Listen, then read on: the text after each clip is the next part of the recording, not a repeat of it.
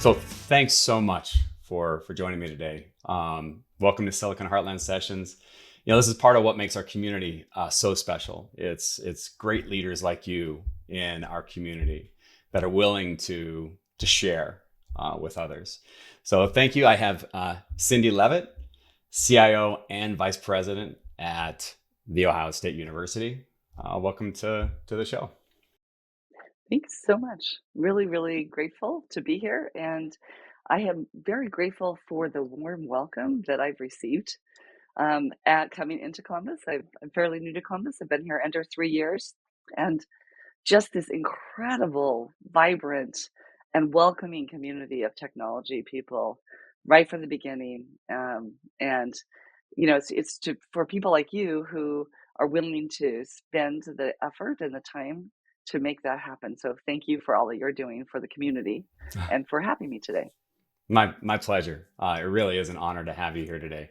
So, along those lines, maybe we could just start off by having you share a bit about your IT journey and what brought you to Columbus and what brought you to, being the CIO of The Ohio State University. So, when people say like, did you plan this from the beginning? The answer is absolutely no. So I graduated in statistics and business, and I was passionate about quality. I loved quality. I loved operations. And my first job was with Novell in Provo, Utah, as their statistical quality control analyst. And this is when Novell was not more than a software company, they had hardware. And my job was to make sure that the hardware came off the line in a production way. So very old fashioned, manufacturing focused. Um, it wasn't really thinking that, that IT was, where I was going to be heading. But I had the fortune of starting with one of the most innovative companies that kind of were at the forefront of No kidding. computing and certainly of networking. And so within 6 months, they got out of the hardware business, and I got the opportunity to become the manager of all of the online support offerings. So the Got it. technical information database, which we send out first on floppies, and then we really made this fantastic leap to CDs during my time. I Um, remember and that. we were doing listservs and CompuServe were the forms that I did. Um, but what I will say is, um, Novell invested in me as a person, and that has just so profoundly impacted my journey, and I'm so grateful for everything they did. First of all, I was 22 years old. I was a manager of people who could be my parents, and I knew nothing about managing. And so they had this very intensive, like 6 or 8 courses that you had to go through as a new manager: how to have a difficult conversation, how to run a meeting, how to hire. That really helped. In addition to that, I became a certified network engineer. And so then, as I left Utah and that company, um, for the next 20 plus years, I was a trailing academic spouse. So, what does that mean? So, that means as my ex husband was doing his entire pathway to become a theoretical particle physicist, we would Wow. move every 3 to 5 years to a new place, Hmm. and I would get the opportunity to find a new job to help support us and our family. Um, and so that I really was able, having that technology background and the really, really strong technical skills were what allowed me to move so easily. So I moved all over the country, um, had a chance to go to Europe for a year, lived just outside of Geneva, Switzerland for a year. Wow. Um, but I would say that um, my technology skills would get me a job, and within 6 months of being in the job, very similar to what happened at Novell, I would be put into a management role. And so I would get this opportunity to kind of shape what was going on. And I just took every opportunity. I didn't say no to any opportunities that came my way. So I went from working in the high tech industry, so I worked for Novell, Mm-hmm. Then when we left, I went to Ann Arbor, Michigan. We were there for 5 years. I started working at the business school in Ann Arbor, and I lasted less than a year because I Really? had come from this very dynamic high-tech company Mm-hmm. into higher ed.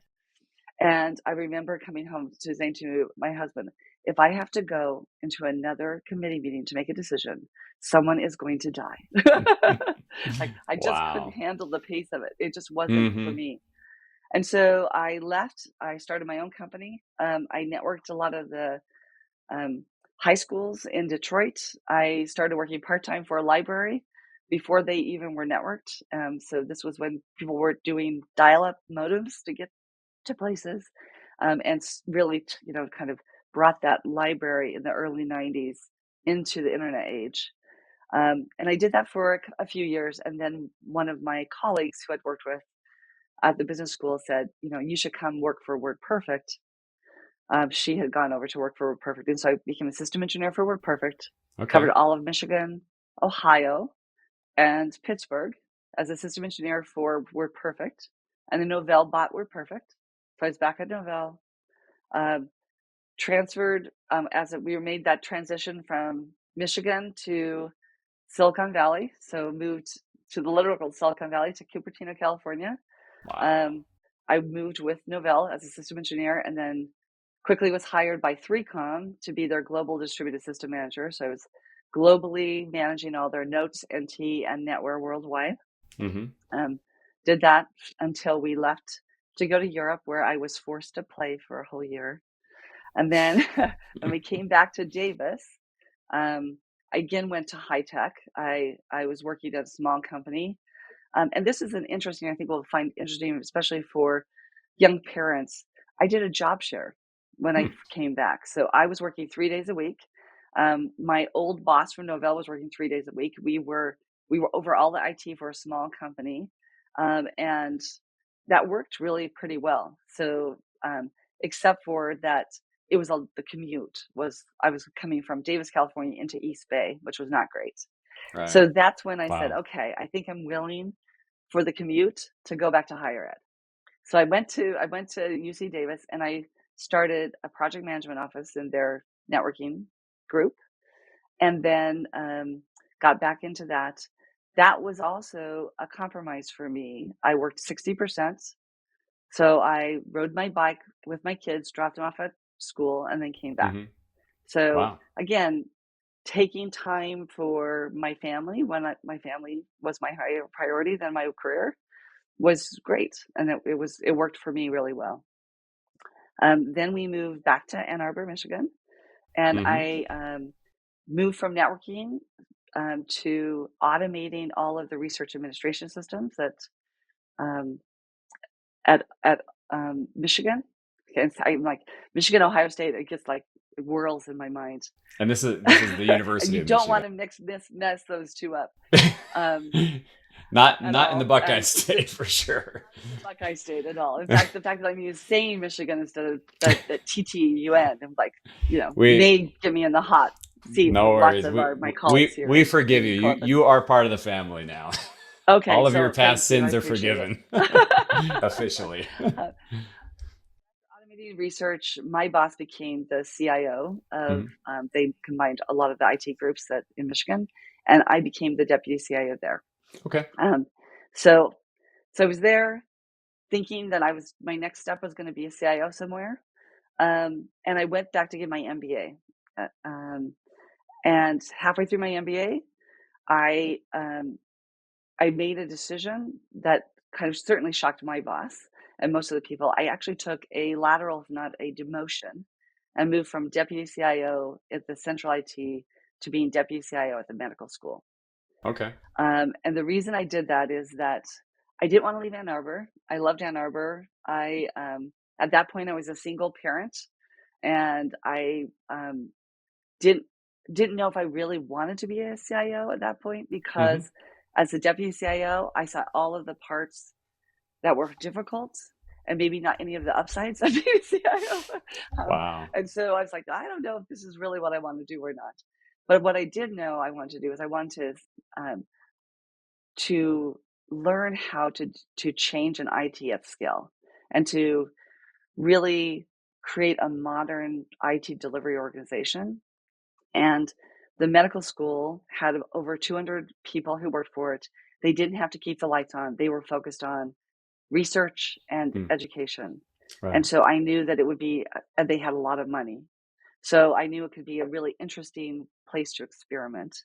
And so I went there and I experimented for 5 years. Wow. Had just an amazing time. And at the end of the 5 years, they combined the medical school with the hospital IT, and that's when I knew that it was time for me to do something else. And so I Right. became the CIO at Temple University. Was there for Okay. 5 years Wow. before I was actively recruited to come to Ohio State, which I Wow. did. So that's kind of my journey. Yeah. Talk about an amazing journey. I think that we tend to feel like there's this straight path to success.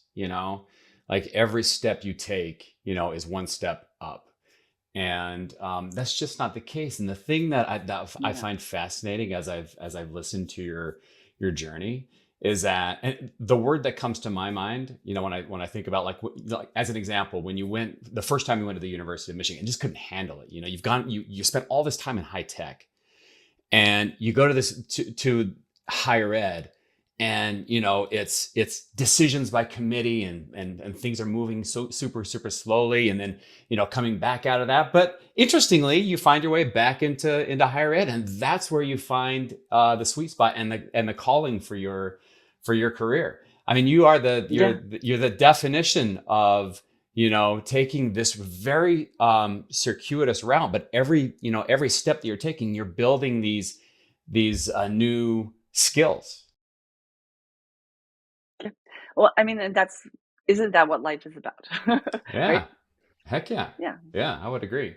So thinking about sort of your path, is there like a particular habit? Like, there's an old saying, no matter where you go, there you are, you know? And so are there habits or mindsets that you've sort of brought to bear that have been the key to your success, leading you to where you are now? Um, so I will say there are a couple. First of all, um, I have always been absolutely focused on making a positive difference. Like I want to know that what I'm doing is having positive impact, and that for me is more important. It was it was that was always the most important thing, more important than title, more important than anything, right? Like, am I making a positive impact? So that is really, I think the other thing advantage that I had, I knew I was short term. Wherever I went, I was not building a career for life there, right? Like, Hmm. so I came in, I think with, um, it freed me in ways that um, I may not have been free to act because I knew I was only there short time term. So like Right. I'm there, I need to make an impact. I want to make an impact quickly. I know I'm not going to be there long term. Hmm. And so it put me in a situation where I was willing to take risk that other people may not have been willing to take. If they're worried about stability and a long-term job and not ruffling any feathers, that Yeah. was not me, right? That was me, more of me is like, what do we need to do? How can we do it? And Hmm. how can we do it in a way that would be the most impactful? Yeah. So that, and then I think the thing that I learned really quickly at Novell, right? And it's true no matter what organization you've been through, is that there's a formal organization Hmm. and there's an informal organization. Yeah. And the informal organization is how stuff gets done. Right. So you got to figure out the informal organizations and become part of the informal organization. And then that's how you make impact.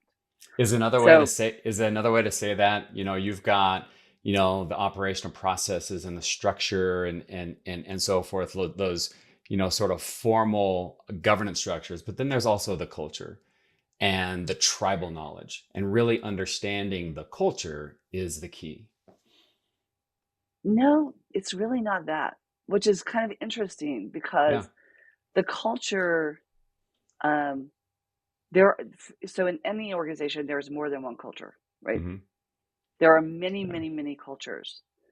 So I would say what it is, it's trying to find the culture of doers in the organization Got it. that are really real, where the real innovation and the real work is happening.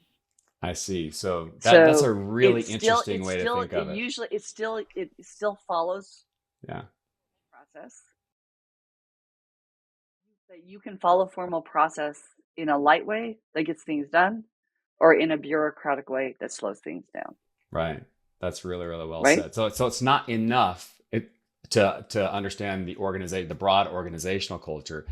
It's understanding that within your organization there are multiple cultures, and understanding the culture of the people who are the doers, the influencers, and the innovators. Right. That's the definition of what you mean by, there's the Yeah. informal way And in which things get done. Yeah, that's in the very influencer insightful. book, yeah, in the Hmm. influencer book, they call this who are the positive deviants, Got it. right? Yeah, You're excellent. looking for positive deviants Hmm. in any organization.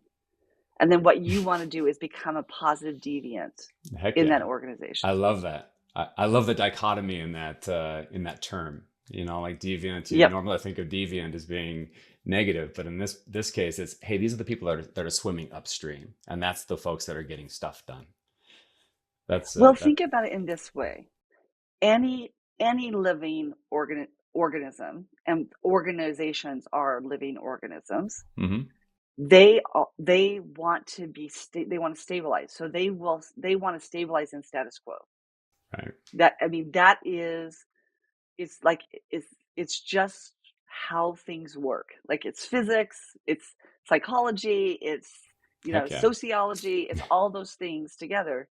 So change takes a tremendous amount of energy. Sure does. It sure does. And speaking of that energy that change takes, any sort of change you're going to encounter resistance. You're going to encounter obstacles along the way.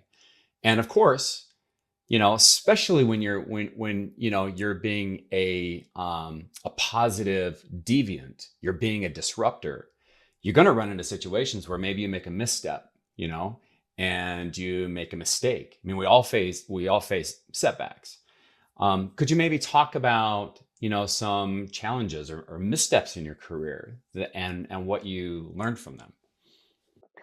Yes, absolutely. Like, this is where the most learning comes from, right? So when I went to the Michigan Medical School, I wanted to make Google. Like, I wanted it to be we're going to be like a Google, Silicon Valley organization.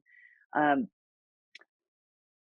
I gave up my office, went into the open office space, identify a building where we're going to was doing all these trading. And I had a vision, and I was pushing, pushing, pushing, pushing, pushing toward that vision. Um, and it was like slog. I was slogging through. Did have some early adopters with me. I had some really great partners who partnered with me.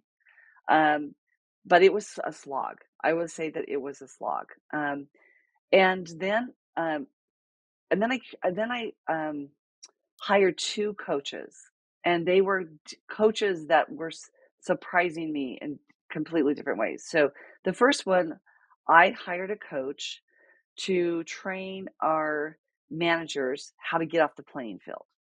Mm, So in a technologists get promoted, and then they're supposed to be training other technologists how to do the work. But if you're a really good technologist, you love the technology and you want to stay doing the work. So we wanted our managers to move from being players to being coaches. So I hired this coach. Her name was Kim Knapp. She was fabulous. And I found her through the Crucial Conversations folks, the people who do Influencer. hmm. She was one of their coaches. And I hired her to train other people how to be coaches. So this is very true. And this is just one example in my life, but it's a pattern. Where I wanted her to change. I hired her to change other people, and she ended up changing me Wow. more than she changed everyone else. And Heck what yeah. she was identifying with me is that, when you're pushing, you are creating barriers. So every time you push, there's resistance that's built. And I was building walls that I then had to climb over. What an amazing insight. Amazing insight. And how often do we do that?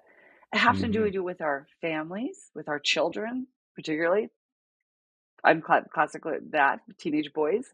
I was raising at the time as a single parent. So just understanding that that's the dynamic that happens.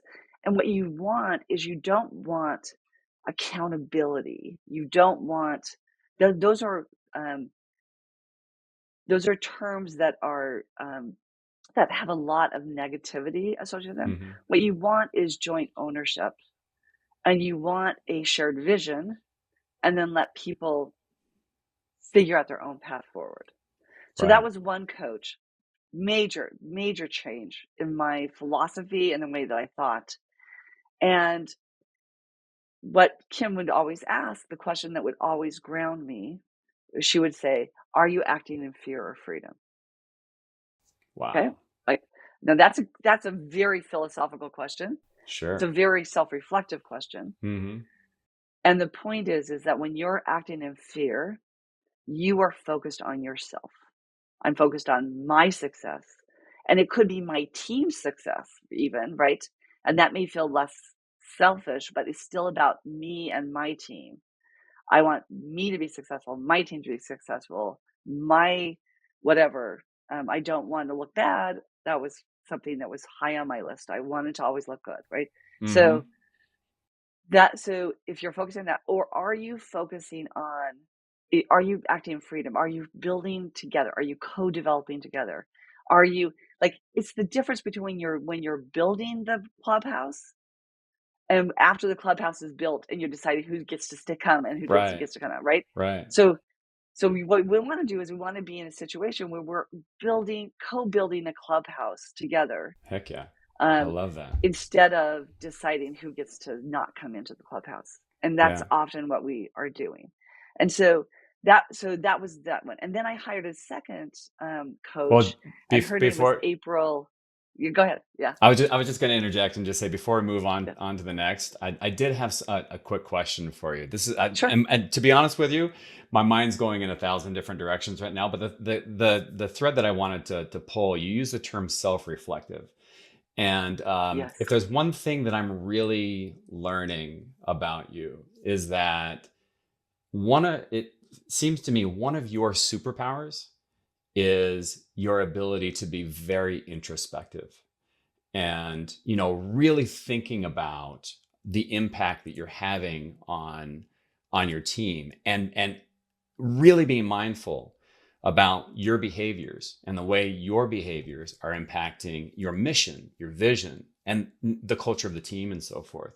We talked earlier about um, Jim Lower's The Power of Story and how that book has really meant a lot to you over the years. I'm just curious, when you think about this journey and everything we've been talking about, learning from mistakes and so forth.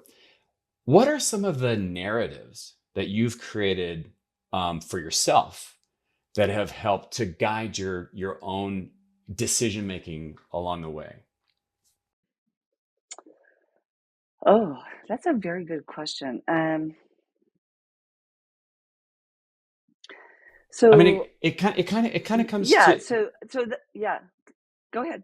I was just going to say, it's one thing to reiterate in our minds, facts and things like you talked about having a shared vision and building trust and pushing and pushing and the act of pushing and building walls as a result of pushing and fear versus freedom and so forth. And those are really important sort of building blocks, in your framework that you use from a leadership perspective.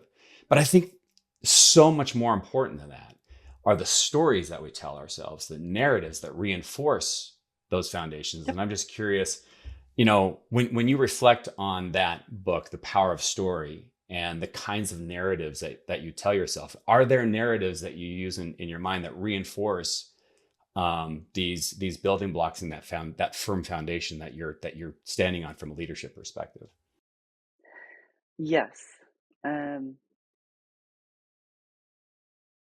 so the power story, that the Jim Lohr power story, that was transformational for me, and it was all of the things that I gave you are really focused on that idea of the story that we tell ourselves is um, creates our reality, because it creates our emotions, which then creates our actions, which then creates the reactions, which then creates the outcomes. So what we focus on, what we focus our attention on is what actually gets the energy, and it's what builds. So the stories that really the core of Jim Lohr's work and Charles Duhigg's works together, that it's kind of the power of habits, Hmm. and um, the power of story.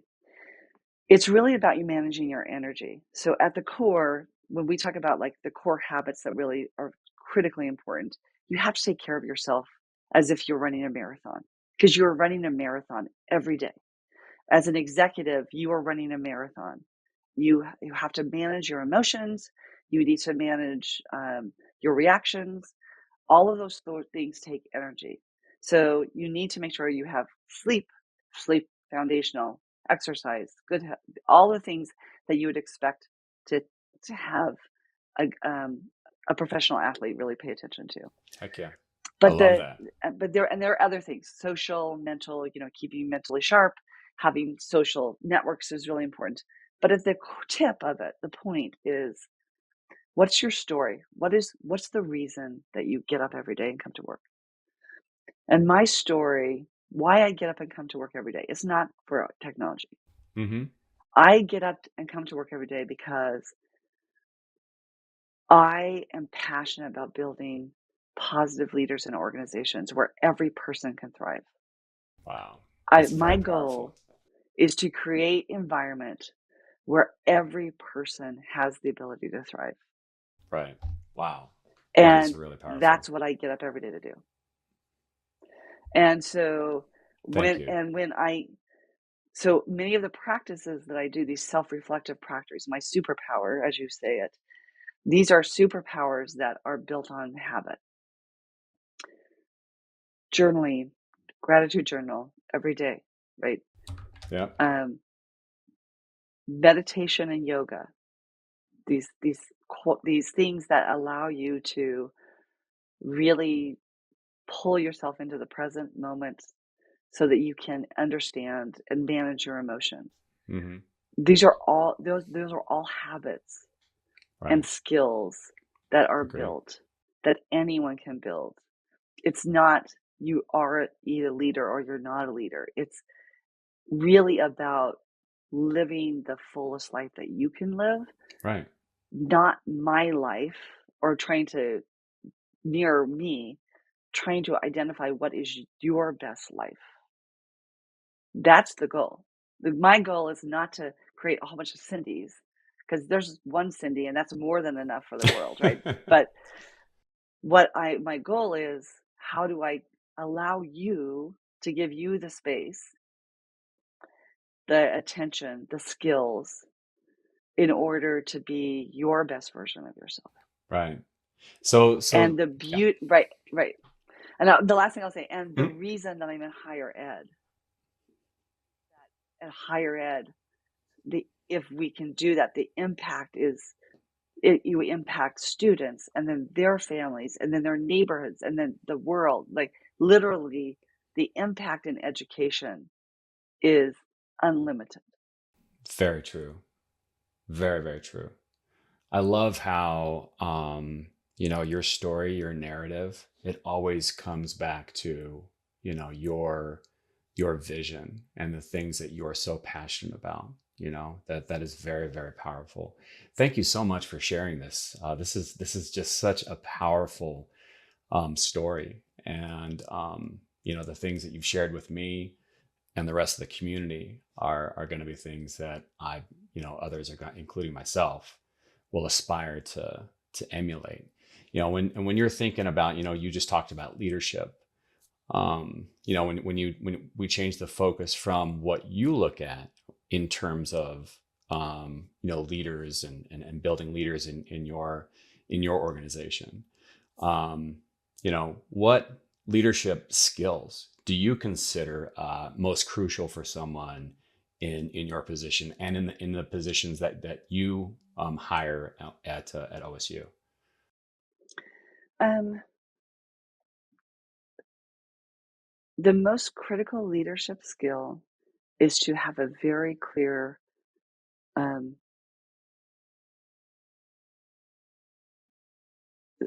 understanding of what your purpose is and what drives you, and understanding.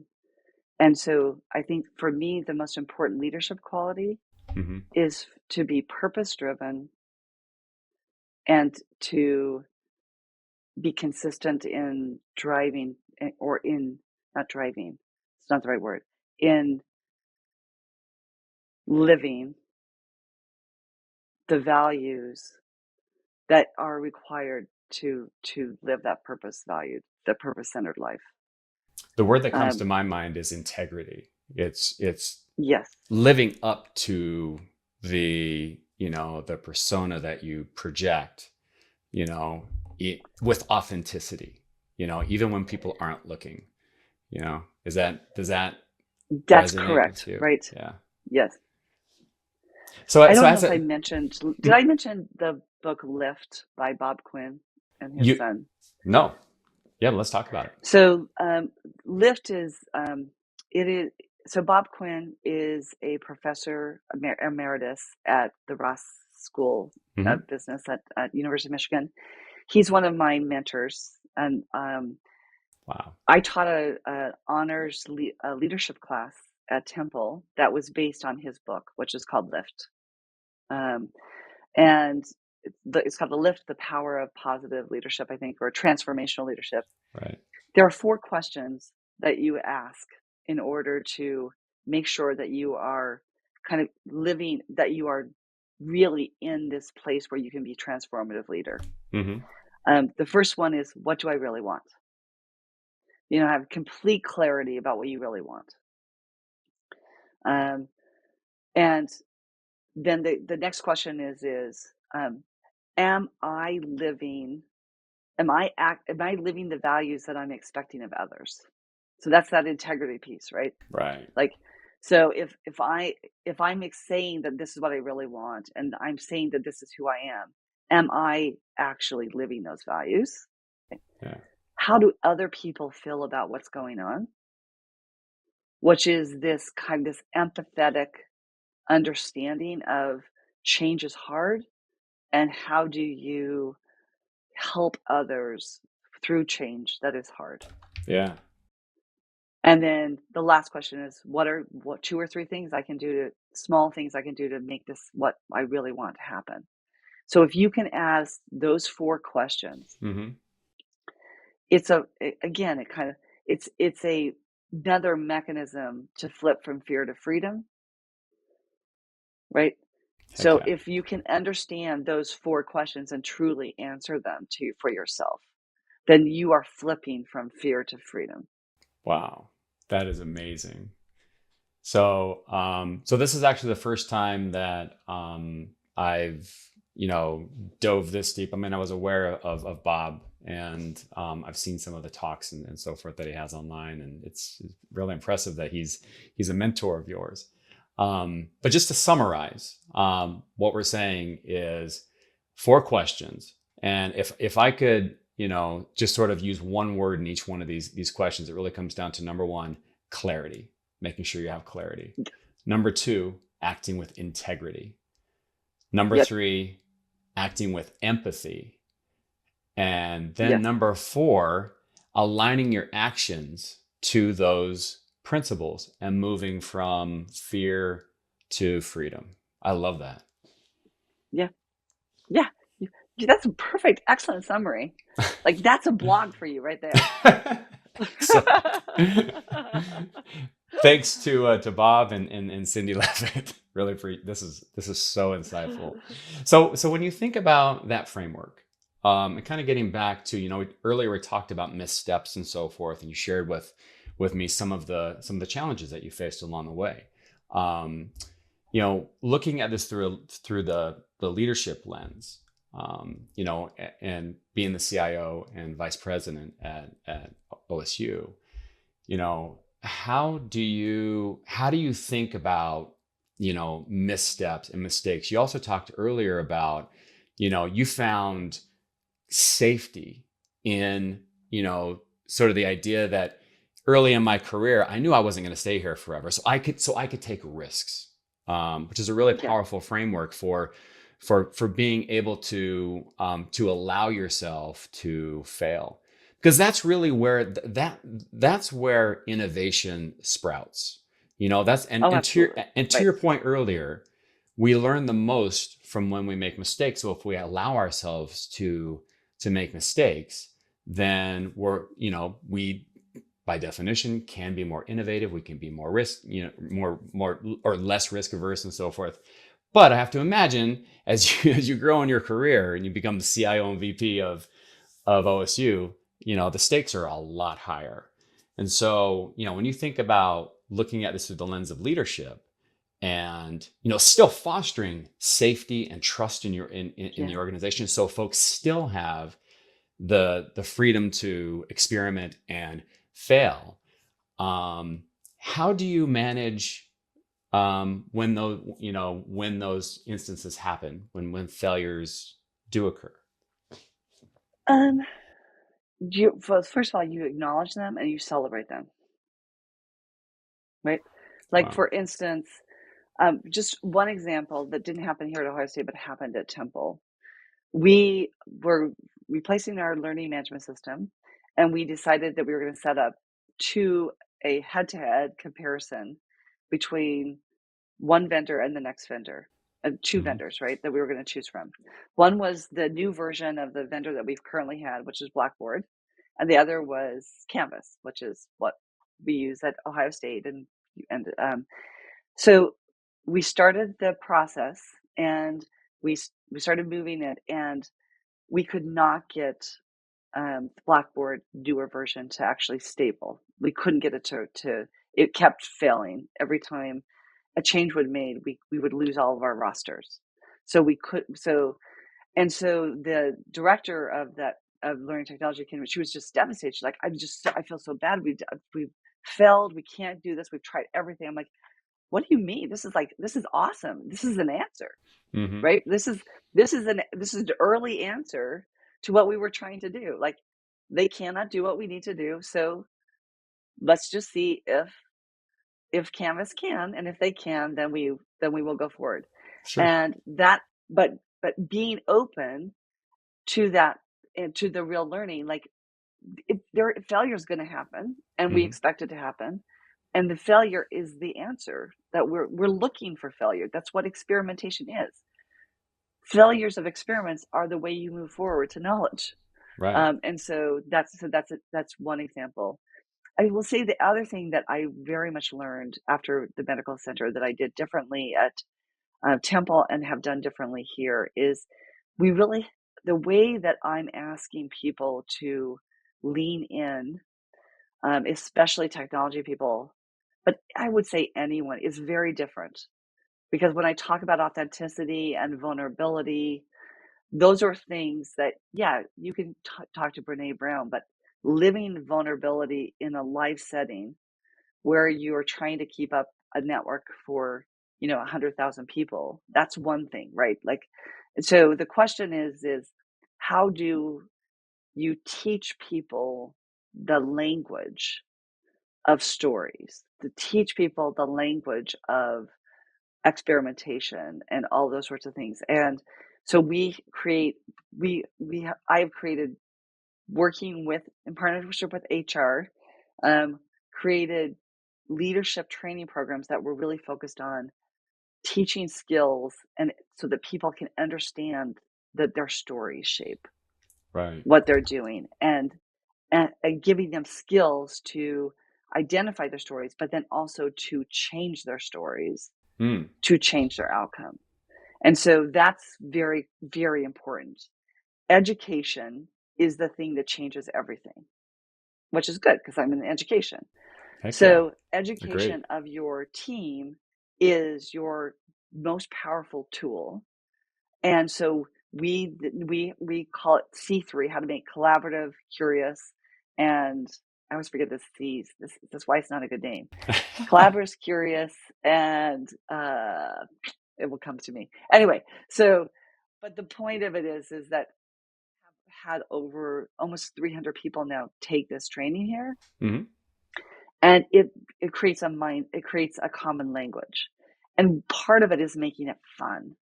So we do the disc, but we do it with birds.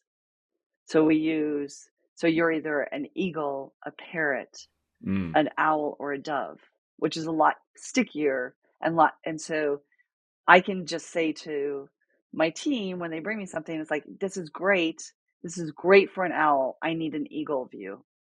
Give it to me in 3 sentences or less. Right. Wow. That And sounds like it. so, Yeah. yeah. So, but again, that what you're doing is you're creating common language, um, and then also common practices. Retrospectives are perfect for failures, right? Hmm. Or for successes. And so you don't even, it's nearly, and so we really don't even talk about it in terms of successes or failures. We talk about it in terms of learning. What did we learn? What should we change? And what should we keep the same based on what we just did? And then the language matters. We're Hmm. not doing, this is not a project. This is an experiment, Got right? it. Yeah. If we So say, if this is an experiment, then experimentation means that we're going to find things that work and we're going to change them, heck yeah. I love it. right? And so real to me, the the core concept that we're talking about here is change and change management. Not just, when you're talking about, looking at a problem, like the LMS decision that Yeah. you had to make and the adaptation you had to make along the way.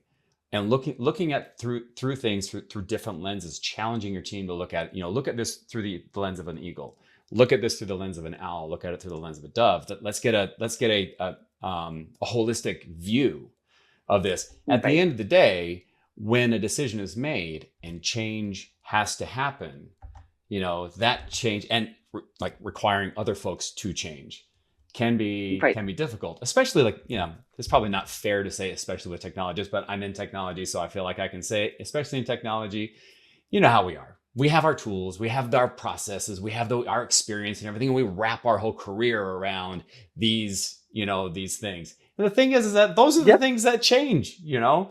And so when it comes to adopting a new methodology, adopting a new tool, thinking about things in a different way, we're human, and it can be hard. And so earlier we were talking about, you mentioned the book Influencer, and how it Yes. explores the power of change leadership. And it feels to me like everything we've been talking about is the leads up to this, but it feels to me like what you're saying is, this is how you've gone about helping to influence your organization to align and to motivate them towards a common vision that you, as the CIO, make sure that there is clarity around. Is that accurate? Yes, and it's not my vision. So I want to make sure that it's, so I think that there is a misconception, and it does a disservice to leaders as well as to all your team members. It is not my job to have the vision of exactly where we're going to do. It is Mm-hmm. my job to create the elements for us to collectively identify where we need to go so that I we can love move it. together, and then to Well remove said. barriers to make it happen. Well Do you see the said. difference in that? It's language matters a lot, Hmm. and there is this expectation of the leader will set the direction. Well, my goal is I don't want to have to be in the room for a transformational change to happen. Right. It We will be successful when a suggestion that comes in from a student has the same ability to impact what we do mhm. as a comment that I make in a meeting. It reminds me of, have you read the book The Power of Why, by Simon Sinek? Yeah. Oh, yeah. Yeah. Like Simon Sinek? Yeah. Yeah. Yeah. Yeah. Simon is great. Yeah. Yeah. Yeah. And that's what it reminds me of, this call that we have as leaders to help our organization understand the why, and let them Correct. figure out what the what is and what the how Correct. is. That's right. In Yep. his book, I'm sure you've also probably read, Leaders Eat Last. I have He, not read that book. oh, I have not read that one. it's so good. And one of the things Okay. that he does in that book is he actually refers to another book, which I think is, in my mind, not just, I'm Okay. a, I spent 6 years in the Navy, and I'll be the first to admit that when it comes to leadership books and so forth, I'm a little biased towards, books that come out that are born out of the military. But this one book is Yeah. this one book, it's called Turn the Ship Around by L. David Marquet. Have you heard of that book? I have not It's heard of that one either. it's wonderful. It's wonderful. So, really briefly, David Marquet was a commanding officer of the USS, Santa Fe, a Okay. nuclear submarine stationed out of, Pearl Yeah. Harbor, and it was widely known to be the worst performing submarine in the Pacific Fleet. He came Yep. to the USS Santa Fe and instituted a brand new leadership style that really runs counter to the traditional military command and control, Yeah. leader follower kind of a mentality. And he's like, look, the problem with the leader follower mentality is that when the leader goes off a cliff, everybody else follows him off the cliff. And Right. I don't want an organization full of doers. I want an organization of active, engaged leaders. And so this model that he put into place is called Leader Leader. And Simon Sinek in Leaders Eat Last talks about it as a case study. It's a fantastic book that I think, Okay. nicely. I just wrote it down. It's on my list. Yeah, excellent. Okay, so wow, this has been engaging. Well, I could just keep on talking forever. I want to be super Yeah. respectful of your time. Do you mind if maybe we switch, Sure. topics, and maybe Absolutely. we'll dive into, Yeah. technology for a little bit? Yeah. Awesome. So, from a technology perspective, I'm just curious. What technologies are you most passionate about currently, and why? So of course, what's happening in generative AI is so exciting. It is just so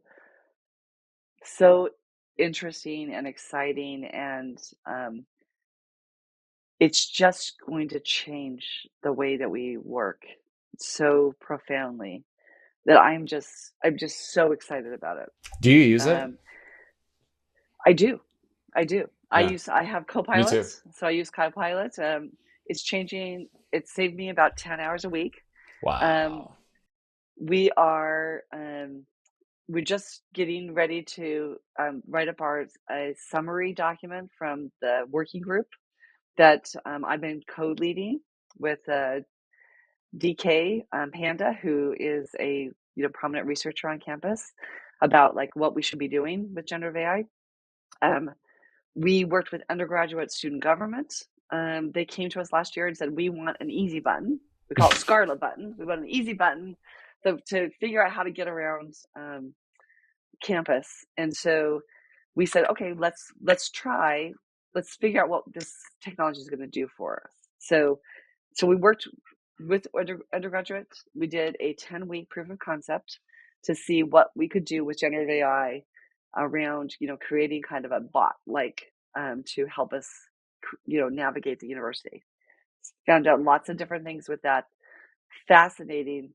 Um, incredible help from our peers Hmm. across including Michigan, who's taking a leadership role in this space. They were super helpful in helping us figure out. AWS has been incredible partners with us in this. Heck yeah. Um, so in 10 weeks, we were able to build. So just to give you context, before we started in November, we have Buckeye Bot. Buckeye Bot, it was really focused on how to register for classes and get Hmm. admitted to the university. Gotcha. 400 intents, 3,000 hand-entered questions, which is how you trained a bot.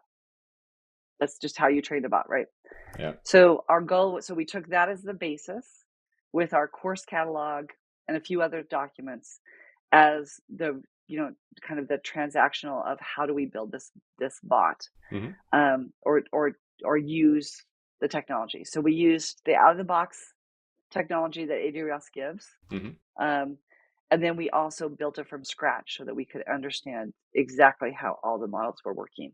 Wow. So in 10 weeks, we know that we can um, go across many, many domains, and we can go from this generic single thing where we can query almost anything using RAG technology, which is retrieval augmented generation, Hmm.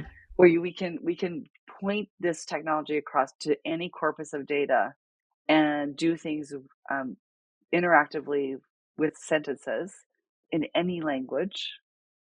So if I want to do it in Amazing. Chinese, Hmm. right, I can do it. I can do it in any language, and get back reliable information as long as the information we're feeding it is correct and Right. structured well.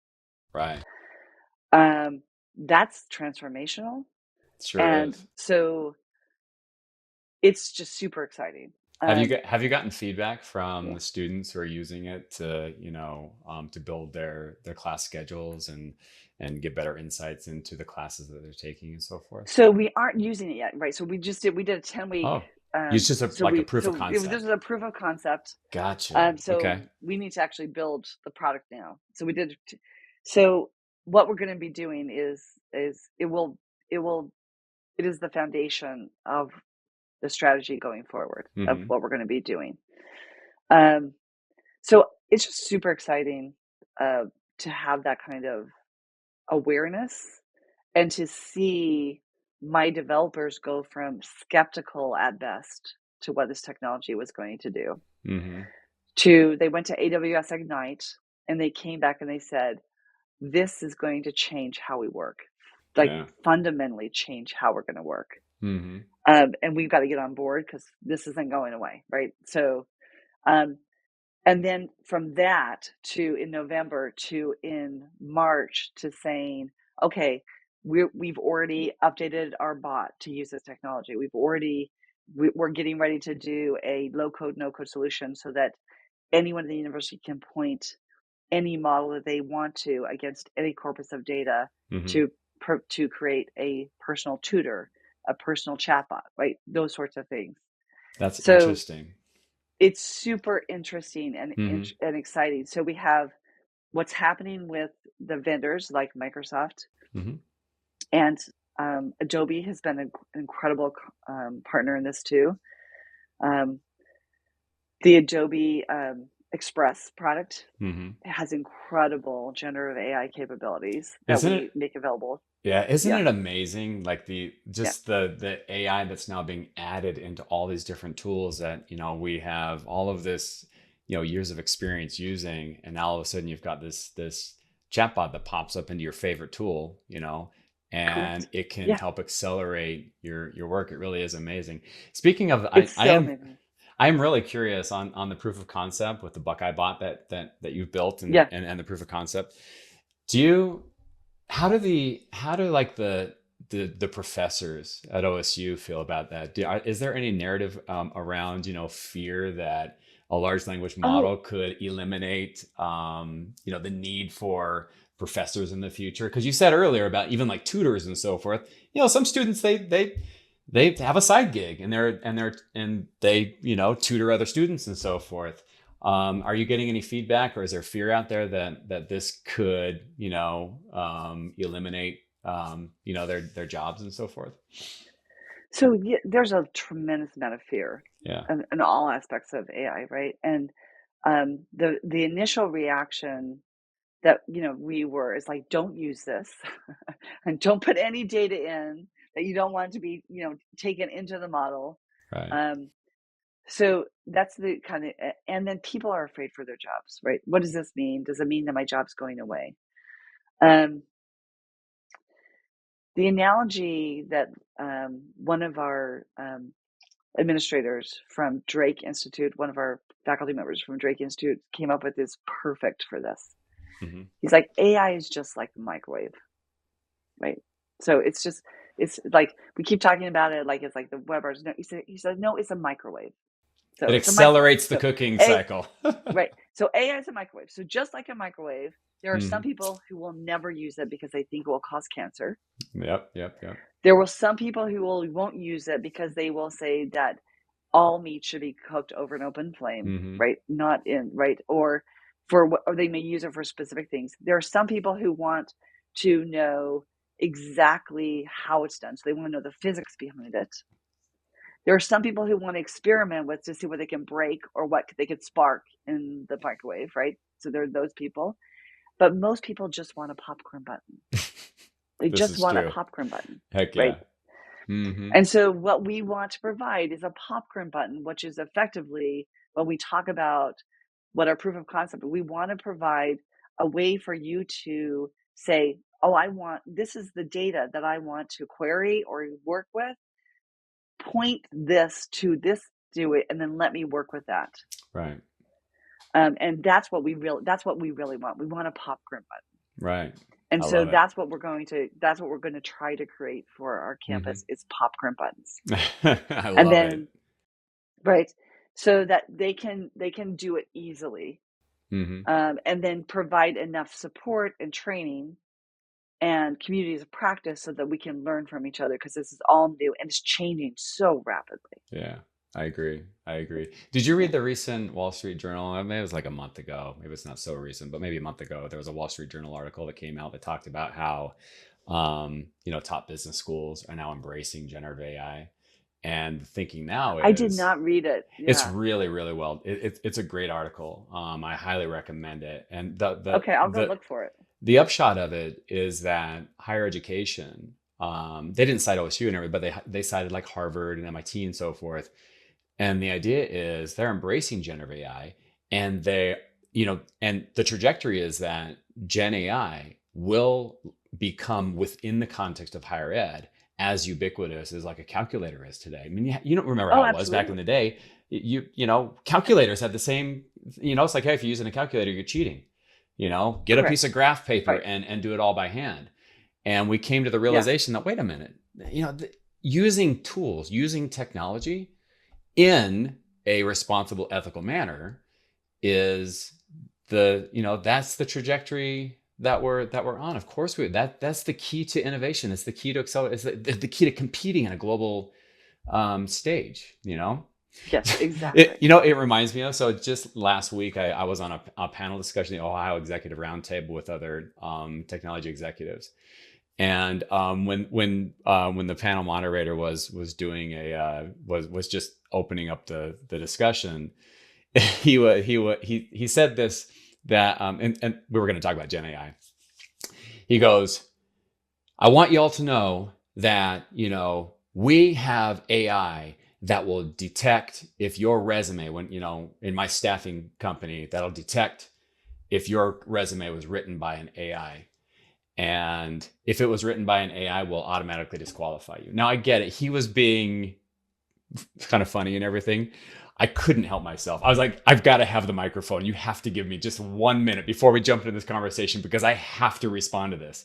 And I told him, I said, that is a mistake. I said, my opinion is the people who use Gen AI to write their resume, you should put them at the top of the list, because those are the ones that are using Correct. technology.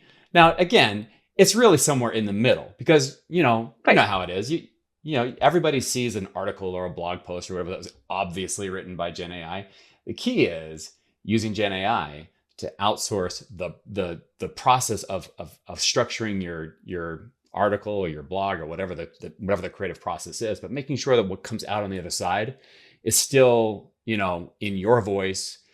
To your point earlier about having integrity, at the end of the day, you want Right. to make sure that what's getting created, is your original ideas, your unique thoughts, your voice. And it's tricky, it's gonna take time for us to build those skills. So Yeah, sure, sure. fascinating, So fascinating it's topic. super fascinating. The other thing is that it all goes back down to data, which has been my drumbeat since I've come to Ohio State. Like everything is always about the data. Like Right. get the data, make sure it's clean, expose it. If you don't expose it, you'll never clean it. Mm-hmm. Um, so those are yeah, so it's a really fascinating and fun time to be a technologist. I would totally agree. Do you ever think back on, kind of your journey and remembering back when you were at Naval and everything and thinking about how fun it was back then when, the internet was brand new and the building blocks were changing and we didn't even, you had no idea as to, Yeah, how these new technologies would shape society and shape our world. Doesn't it feel the yeah. same way right now with Gen AI? Um, you know what this feels like to me, which is interesting, and because I was thinking about this as we were talking about it. This reminds me of um, the fundamental shift in the way that we worked in IT when we went to DevOps. Yeah, That's what it reminds me of. really. No kidding. Yep. Well, talk about just a foundational change. I hear you. It's just a foundational change. It feels different to me than um, I think because it is so foundational, and it will so impact the way that we work in ways we don't even can't even imagine right now. Yeah, I hear you. I agree. Yeah. Very, Hmm. very well said. Well, I want to be very respectful of your time. And in closing, I want you to know that this conversation has just been so inspirational.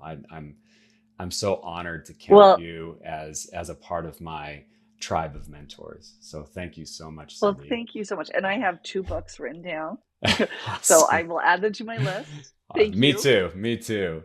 In Yeah. closing, thinking about the community and other folks who aspire to follow in your footsteps. Is there anything in closing you wanted to share with the community?